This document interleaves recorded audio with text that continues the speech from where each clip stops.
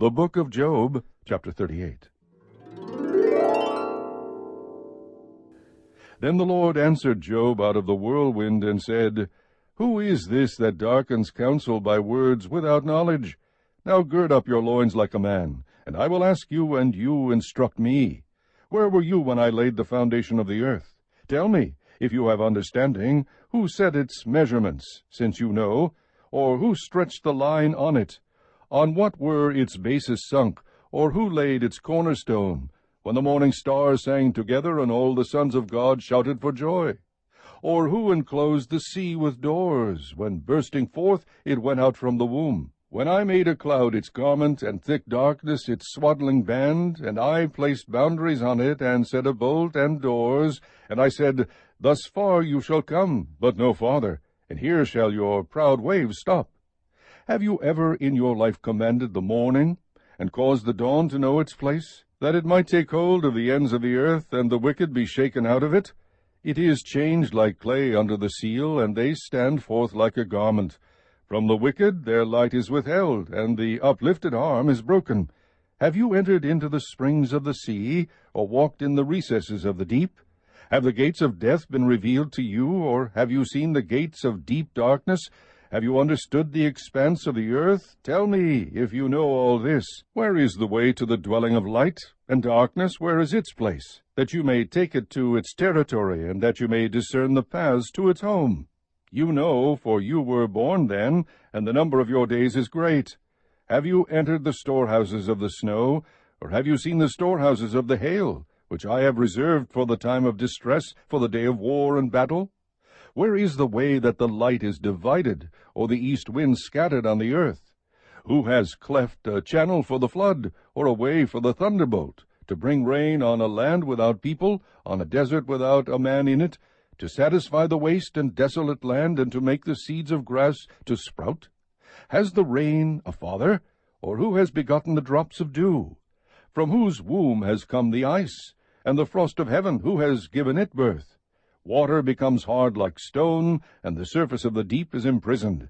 Can you bind the chains of the Pleiades, or loose the cords of Orion? Can you lead forth a constellation in its season, and guide the Bear with her satellites? Do you know the ordinances of the heavens, or fix their rule over the earth? Can you lift up your voice to the clouds, so that an abundance of water will cover you? Can you send forth lightnings, that they may go and say to you, Here we are? Who has put wisdom in the innermost being, or given understanding to the mind? Who can count the clouds by wisdom, or tip the water jars of the heavens, when the dust hardens into a mass, and the clods stick together? Can you hunt the prey for the lion, or satisfy the appetite of the young lions, when they crouch in their dens, and lie in wait in their lair? Who prepares for the raven its nourishment, when its young cry to God, and wander about without food? Chapter 39. Do you know the time the mountain goats give birth? Do you observe the calving of the deer? Can you count the months they fulfill, or do you know the time they give birth? They kneel down, they bring forth their young, they get rid of their labor pains. Their offspring become strong, they grow up in the open field, they leave and do not return to them. Who sent out the wild donkey free, and who loosed the bonds of the swift donkey? To whom I gave the wilderness for a home, and the salt land for his dwelling place.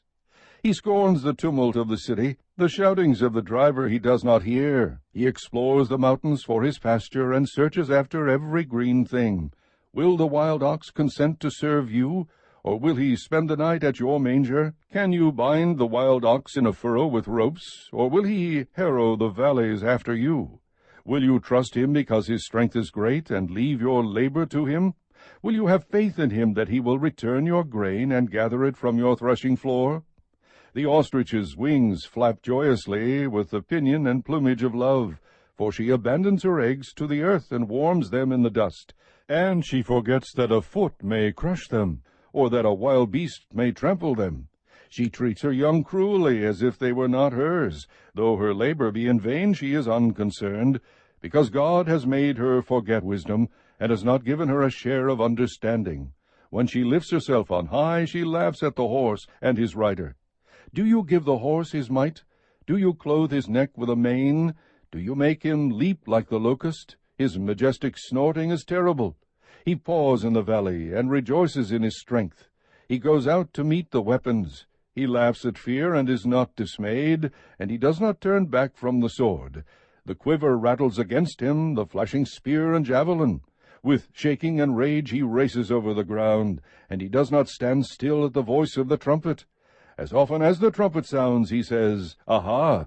And he scents the battle from afar, and the thunder of the captains and the war cry.